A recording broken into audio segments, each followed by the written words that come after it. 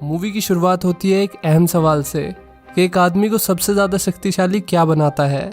ये सवाल इस बुढ़े ने किया था जिसका चेहरा 0 वोल्ट के बल्ब की वजह से दिखाई नहीं दे रहा था। ये सवाल सुनते इसके लोग भी like out of syllabus question पूछ लिया बुढ़ऊ ने। फिर भी किसी ने कहा मिलिट्री, किसी ने कहा इंटेलिजेंस और इन मोहतरमा ने कहा मनी। बाय द वे इसका नाम है रिंकी। तो रिंकी के हिसाब से पैसा इंसान को सबसे शक्तिशाली बनाता है, लेकिन बुढ़ा उसकी बात से सहमत नहीं था क्योंकि बुढ़े ने अपने पिछवाड़े के नीचे मोटा पैसा दबा रखा था। फिर भी वो सबसे शक्तिशाली आदमी नहीं था। तभी टोनी गावा ने कहा कि एक साम्राज्य इंसान को सबसे शक्तिशाली बनाता है जहां उसी की करेंसी चलती हो और उसी का कानून। बुढ़ा इस बात से इम्प्रेस हो गया और उसने फैसला किया कि वह जमीन के नीचे एक पूरा का पूरा साम्राज्य बनाएगा और इस काम की जिम्मेदारी उसने टोनी गावा को दी क्योंकि ये उसी का आइडिया था। आज तो चमक जाए मेरी खराब किस्मत, इतना घिस रहा हूँ, आज तो चमक जानी चाहिए। ओह अब बस 1 स्टार और चाहिए। और जैसा कि हर जुआरी के साथ होता है ऐसा ही इसके साथ भी हुआ। पहले उम्मीद बनी और फिर टूट गई। ये बेचारा बहुत गरीब है, 9 to 5 जॉब करता है, लेकिन इसका जॉब करने में कोई इंटरेस्ट नहीं है। इसे रातों रात अंबानी की नाजायज औलाद बनना है। एक दिन ये सड़क पर धक्के खा रहा था, तभी इसने एक कपल को देखा। इसका देखने का तरीका गलत नहीं था, लेकिन लड़के को लगा कि काईजी उसकी बंदी को गलत नजर से देख रहा है। ये बात काईजी को बहुत बुरी लगी। जब वो लोग सामने थे जब तक इसका मुंह नहीं खुला और उनके जाने के बाद ये अपना गुस्सा गाड़ियों पे निकालने लगा, वो भी महंगी गाड़ियों पे। पर इस अकल के अंधे को लात मारने से पहले देख लेना चाहिए था कि गाड़ी में कोई बैठा तो नहीं है। अब ये लेडी इसे अपने साथ ले गई। गाड़ी पे आए हुए डेंट का पैसा तो ये लेगी ही, लेकिन ये यहाँ पे काईजी के दोस्त का पैसा वसूलना ही थी। उसके दोस्त ने इस लेडी से 3 लाख येन लिए थे, वो भी 2 साल पहले, और इस डील का गारंटर बना था काईजी। तो अब इसका दोस्त तो भाग गया, इसलिए गारंटर के तौर पर इसे ही पैसे भरने होंगे, और वो भी 3 लाख येन नहीं बल्कि 20 लाख येन। कंपाउंड इंटरेस्ट लगा के 2 साल में पैसा लगभग 7 गुना हो गया था। काईजी को नहीं पता कि वो इतना पैसा कैसे चुकाएगा, और उसने मना भी किया लेकिन उसके पास कोई चारा नहीं था। बाय द वे ये वही रिंकी है जिसे स्टार्टिंग में दिखाया गया था। तो रिंकी ने उसे एक गेम के बारे में बताया जो कि एक शिप पे होने वाला था। अगर काईजी वो गेम जीत गया तो उसका सारा कर्जा एक ही दिन में उतर जाएगा। काईजी उन्हीं बंदों में से था जो सिर्फ आज का सोचते हैं। कल किसने देखा, आज कर लो मौज, आज उड़ा लो पैसे, आज पी लो दारू। तो ऐसी सोच वाले लोग हमेशा कर्जे में दबे रहते हैं। सेम काईजी का भी हाल था। उसे ये गेम एक अपॉर्चुनिटी की तरह लगा जो हमेशा के लिए उसकी लाइफ बदल देगा। अब वो उस शिप पर पहुंच गया जिसका नाम था एस्पोयर। ये एक फ्रेंच वर्ड है जिसका मतलब होता है उम्मीद। तो इसी उम्मीद को लेके वो अंदर गया कि अब सब ठीक हो जाएगा, लेकिन अंदर तो उसके जैसे बहुत सारे लूजर्स भरे पड़े थे। अब यहाँ टोनी गावा आ गया, वही शुरू वाला बंदा जो बुढ़े के लिए एक साम्राज्य बनवाने वाला था। उसने पहले तो इन सबका स्वागत किया, फिर इन्हें बताया कि गेम खेलने के लिए इन्हें ये स्टार्स खरीदने पड़ेंगे। हर स्टार की कीमत 1 मिलियन थी। ये सुनते ही बंदों के तोते उड़ गए, लेकिन फिर टोनी गावा ने कहा कि मैं जानता हूँ तुम लोगों की हालत, तुम सबके खाने के लाले पड़े हुए हैं, तो तुम ये स्टार्स कैसे खरीदोगे, इसलिए हम तुम्हें 3 स्टार लोन पे देंगे। ये साफ साफ इन लोगों को फंसाने की चाल थी, लेकिन टोनी गावा ने क्लियर कर दिया कि अगर तुम लोग ये गेम जीत गए तो स्टार्स का कर्जा तुम्हारे ऊपर से पूरी तरीके से उतर जाएगा और हम 1 मिलियन पर स्टार तुमसे खरीद भी लेंगे। ये सुनकर सबके मन में दोबारा लालच जाग गया। उन्हें ये नहीं दिख रहा था कि बिना किसी बात के उनके सर पर 3 मिलियन का लोन रख दिया गया है। खैर फिर टोनी गावा ने उन्हें गेम के रूल समझाए। उसने स्पेशली मेंशन किया कि मैं रूल्स एक बार ही बताऊंगा। तो इन्हें स्टोन पेपर सीजर खेलना था, वो भी कार्ड्स के साथ। टोटल इन्हें 12 कार्ड्स मिलेंगे और ये किसी के साथ भी खेल सकते हैं। एक गेम जीतने पर विनर को लूजर से 1 स्टार मिल जाएगा और जो कार्ड इस्तेमाल हो गए उन्हें फेंक दिया जाएगा। टोटल 12 कार्ड इस्तेमाल होने के बाद भी जिसके पास भी कम से कम 3 स्टार बचेंगे वो इस गेम के विनर होंगे। इसी बात पर टोनी गावा की स्पीच खत्म हो गई और तभी एक बंदे ने पूछा कि अगर हम हार गए तो हमारे साथ क्या होगा। टोनी गावा ने इसका जवाब नहीं दिया क्योंकि उसने पहले क्लियर कर दिया था कि वो रूल्स को सिर्फ एक बार बताएगा। लेकिन जनता के प्रोटेस्ट को देखते हुए टोनी गावा ने उन्हें एक मोटिवेशनल स्पीच दी, जैसे आजकल के मोटिवेशनल स्पीकर देते हैं और अपने सेमिनार के टिकट बेचकर डांस करते हैं। सेम वैसे इसने सबको चार्ज कर दिया और अब ये सब बाउंस बैक करने के लिए तैयार थे। ये लोग मोटिवेशनल की आग में मेन सवाल तो भूल ही गए कि अगर ये हारे तो इनके साथ क्या होगा। लेकिन काईजी के दिमाग में यही बात चल रही थी कि हारने के बाद क्या होगा। अब गेम शुरू हो गया। इनके पास टोटल 30 मिनट थी। सब लोग पागलों की तरह गेम खेलने में लग गए, लेकिन काइजी ने जल्दबाजी नहीं करी। वो सोचने लगा कि इस गेम को किस तरीके से जीता जा सकता है। इसी बीच एक बंदे के स्टार खत्म हो गए और ये लोग उसे उठा के एक अलग रूम में ले गए। कोई नहीं जानता था कि उसके साथ अंदर क्या होगा। इसके बाद इसके पास एक चश्मिश आया जिसने काइजी को बताया कि हम इस गेम को इजीली जीत सकते हैं अगर हम अपने दिमाग का इस्तेमाल करें और अगर हमारे पास एक सही पार्टनर हो। चश्मिश का प्लान ये था कि ये दोनों सारे गेम्स ड्रॉ करवा देंगे, जिससे गेम खत्म होने पर भी इनके पास 3 स्टार रहेंगे। काइजी को इसका आइडिया पसंद आया और ये दोनों अपनी स्ट्रेटेजी से खेलने लगे। ऐसे खेलते खेलते अब इनके पास सिर्फ 3 पत्ते बचे थे, लेकिन चश्मिश ये वाला गेम जीत गया। उसका कहना था कि उसने गलती से एक कार्ड डाल दिया और ये कहते उसने काइजी का 1 स्टार ले भी लिया। काइजी को अब भी चश्मिश पर भरोसा था, लेकिन उसने फिर से काइजी को धोखा दिया। अब काइजी के पास सिर्फ 1 कार्ड और 1 स्टार बचा था। चश्मिश ने उसे बताया कि कैसे उसने हाथ की सफाई से उसका पागल बना दिया। काइजी ने इस बात पर फैल बखेर दी। उसने चश्मिश के मुंह पे घूसा भी जड़ दिया, जिससे चश्मिश का खून काइजी के कार्ड पर गिर गया। उसका आखिरी कार्ड सीजर का था और ये बात चश्मिश को पता थी, इसलिए उसने काइजी से बदला लेने के लिए ये बात सबको बता दी। अब काइजी का जीतना नामुमकिन था, इसलिए उसने भी सबको बता दिया कि चश्मिश का आखिरी कार्ड रॉक है। अब 1 स्टार जाने के डर से चश्मिश ने एक चाल चली। उसने सबके कार्ड दोबारा बंटवा दिए ताकि कोई चीटिंग ना हो सके। इसके बाद वो वापस काइजी के पास खेलने के लिए आ गया।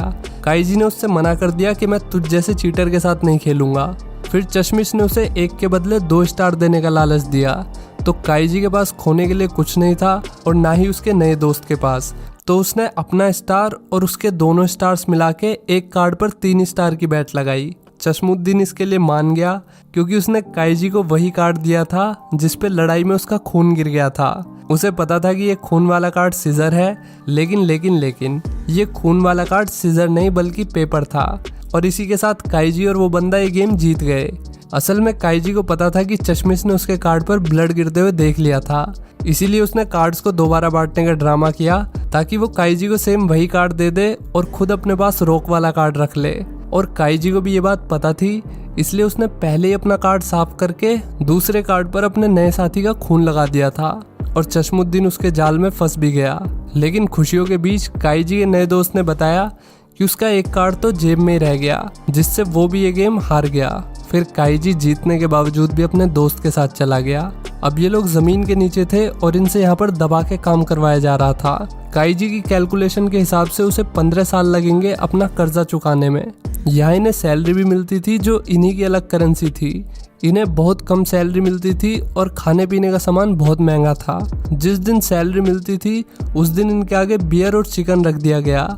इनमें से कोई भी अपने मन को कंट्रोल नहीं कर पाया और एक ही दिन में अपने सारे पैसे उड़ा दिए। ये लोग सिर्फ आज का सोचते थे, इसलिए ये सब कर्जे में दबे हुए थे। आज खा लो बस दबा के, कल का कल देखेंगे, ये वाला एटीट्यूड था सबका। लेकिन काइजी खुद को बदलने की कोशिश कर रहा था।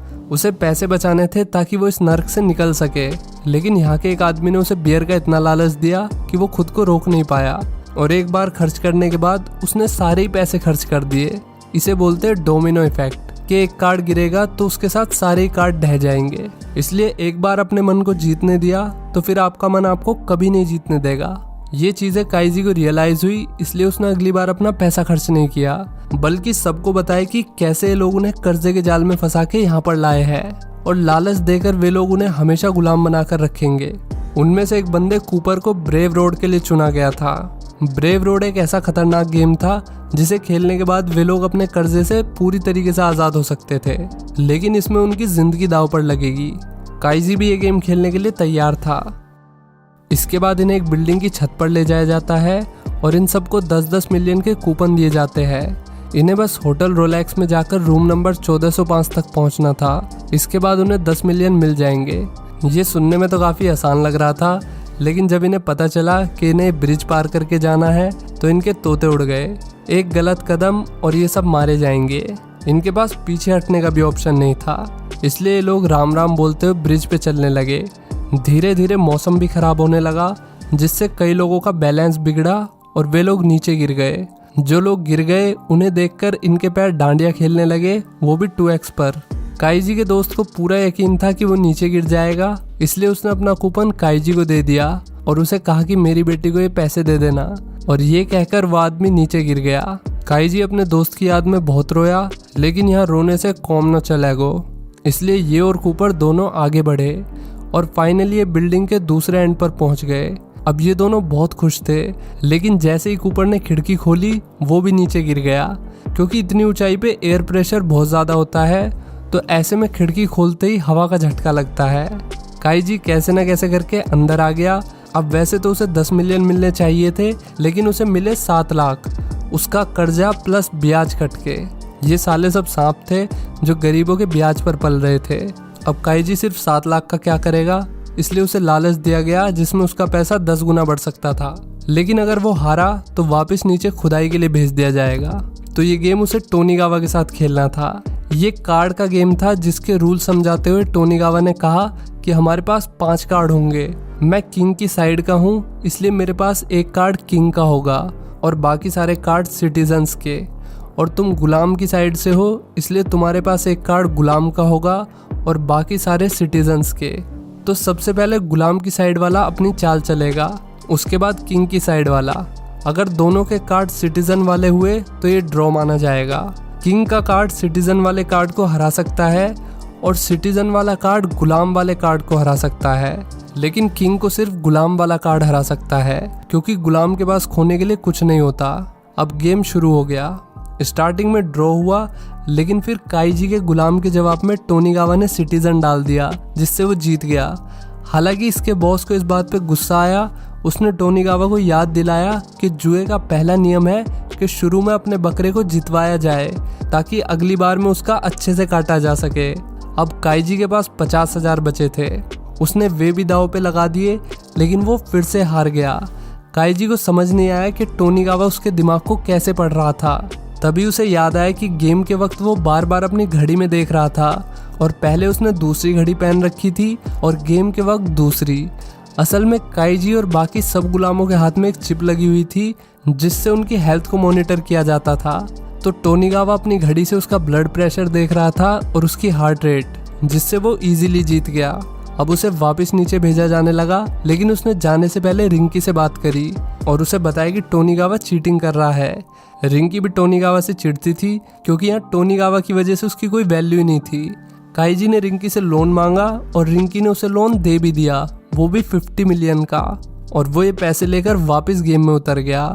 उसने गेम शुरू होने से पहले अपना सर फोड़ लिया ताकि काइजी उसके ब्लड प्रेशर को मॉनिटर ही ना कर पाए। फिर उसने खून लगे हुए कार्ड को बदलने की कोशिश करी। टोनीगावा उसके हर एक मूव को ध्यान से देख रहा था। इस बार उसे जेन्युइनली खेलना था, तो उसे चाल चलने में भी बहुत टाइम लग रहा था, लेकिन उसने शुरुआत सिटीजन से ही करी। स्टार्टिंग के 2 राउंड ड्रॉ रहे। अब टोनीगावा को याद आया कि टेबल पर 2 कार्ड रखे हुए थे जब उसका खून टेबल पर गिरा, एक तो गुलाम और एक सिटीजन। तो खून वाला पत्ता है तो गुलाम का होगा या फिर सिटीजन का। खून वाला पत्ता देखते ही उसे लगा कि 50% चांस है कि ये पत्ता गुलाम हो सकता है। उसने पहले तो सोचा कि उसे किंग रखना चाहिए, क्योंकि अगर काइजी का पत्ता सिटीजन हुआ तो यहाँ पर किंग ही उसके काम आएगा, लेकिन फिर उसने बिना रिस्क लेते हुए सिटीजन वाला पत्ता ही डाल दिया और ये राउंड भी ड्रॉ हो गया। अब दोनों के पास 2-2 पत्ते बचे थे। काइजी के अगले पत्ते पर भी खून लगा हुआ था। टोनीगावा तुरंत समझ गया कि ये गुलाम है और वो झट से सिटीजन डालने को हुआ, लेकिन वो अचानक रुक गया। उसने सोचा कि इसने स्टार्टिंग में कार्ड बदला था, जरूर इसने गुलाम वाला कार्ड बदला होगा। और फिर टोनीगावा को याद आया कि काइजी ने पहले गेम में कार्ड के ऊपर खून लगाकर चश्मिश का पागल बनाया था।